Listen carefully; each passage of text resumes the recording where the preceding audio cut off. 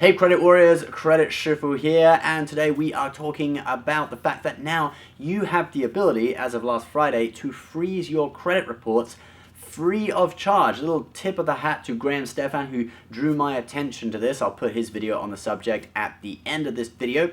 Now, freezing your credit report, it can have a great effect in preventing identity theft, basically preventing people from opening up loans and stuff in your name.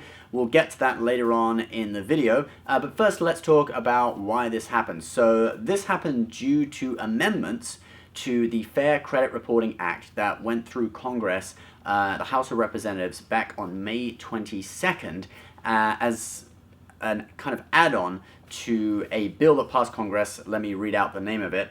It was called the Economic Regulatory Relief and Consumer Protection Act. And basically, it came into effect 4 months after it passed the House, so that was actually last Friday. Now, I'm going to read you out the section, I believe it's section 301, which talks about freezing credit reports. So, the bill states, upon receiving a direct request from a consumer that a consumer reporting agency place a security freeze, and upon receiving proper identification from the consumer reporting agency shall, free of charge, place the security freeze. So basically, previously you could already freeze your credit, but it would cost you between $3 and $10 each time to freeze it, with each bureau, and then another fee to undo it. So what this changes is that now they are legally required to provide this service to you for free. And I think they should. I mean, these companies, they're not government agencies, they're private companies that make money by compiling information about you. So I think you should have the right to freeze up those reports so that no one can access them. Now, we'll get into exactly what a credit freeze is in just a moment. Let's just talk about one other thing that the bill requires. So the bill goes on to say the timescale in which the freeze must be initiated, and it says, in the case of a request that is by toll-free telephone or secure electronic means, which is most people, 1 business day after receiving the request directly from the consumer. So basically, if you do it, it'll be done within 24 hours unless it's on a weekend, which you'll have to wait till Monday. And so yeah, what this credit freeze does is it prevents new hard pulls on your account, so on your credit report. So hard pull is what lenders do when they are making a lending decision, and it will prevent that. And if a lender cannot do a hard pull on your credit report, they cannot get information about you, can't get your credit score, and so they won't want to extend credit to you because they haven't checked your credit, basically. So what could happen if you haven't frozen your credit reports is that, let's say someone steals your social security number, they also steal some other information about you, your address, a few things, enough that they can fill out a loan application on your behalf. They can go and apply for a loan. Let's say they apply for a $5,000 loan in your name. They then get that $5,000 and they don't pay any of it back. And then late payments are going to show up on your credit report, eventually collections, and you might not know about it because you might not have checked your credit for several months, okay? And then one day you're thinking about applying for a mortgage or something, you go and check your credit and you realize, whoa, my score's dropped like 200 points and I've got late payments, I've got collections, what's going on? Or maybe the first you know about it is a call from a collection agency. And so, yeah, this can happen. According to Graham Stefan's video, it happens to about 20% of Americans, and it actually costs them on average $1,000 or $1,100. And it takes about a year to sort it all out. And so even though most people will eventually get it sorted out and not have to pay that because it's obviously fraudulent, but their credit will be severely affected while all that sorting out is going on. So if they want to apply for a mortgage or a car loan or whatever, while their credit score is affected by this, well, good luck with that. You probably won't get a mortgage, or you'll get terrible interest rates, or whatever. So freezing your credit can stop this and avoid all that. And, that's pretty great. Now, a lot of people have asked, though, if you freeze your credit, can you still go in and check your credit yourself with credit monitoring services such as Credit Karma? And the answer is yes, but there is one thing that you should take note of. So I'm just going to tell you how Credit Karma explains it on their website. I assume this is going to be similar for other credit monitoring services too. So what Credit Karma say is that if you do not have a Credit Karma account, you go and freeze your credit, and then after it's frozen, you decide to apply for Credit Karma, then that will not work. They won't be able to set up an account for you. But if you already have a Credit Karma account, then you freeze your credit, you will still be able to check your credit score and report through Credit Karma, and that is because basically it only affects the first time. The first time they access your credit, they have to kind of link to it, and then after that, even though it's frozen, they'll be fine to keep checking it. But if it's already frozen, they won't be able to establish that link in the first place. So basically, if you have an account already, it's fine. If you're frozen and you want to set up an account, it is not fine. Of course, if your credit report is frozen, you can first unfreeze it, go set up a Credit Karma account, and then refreeze it again afterwards.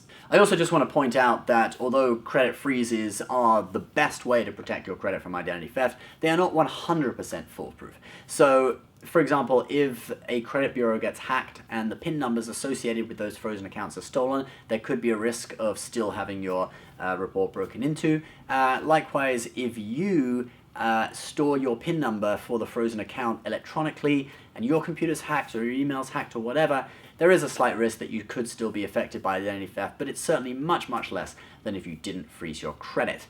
Okay, so before we get into the next section of the video, we're going to be talking about another thing that this bill has changed for the better for the consumer. I want to wish a happy birthday to one of our viewers, Lalit from Atlanta, Georgia. It was his birthday last Sunday, so a big happy birthday to you, my friend. And don't thank me for this, thank your girlfriend who reached out to us and asked us to do this shout out for you. She sounds like a wonderful woman. So happy birthday to Lalit, and I hope you guys have a great day celebrating. Okay, so next we are going to be talking about fraud alerts. So what the new bill that just came into effect last Friday has done is that it has extended the time frame of short-term fraud alerts, which are free, from 90 days to 1 year.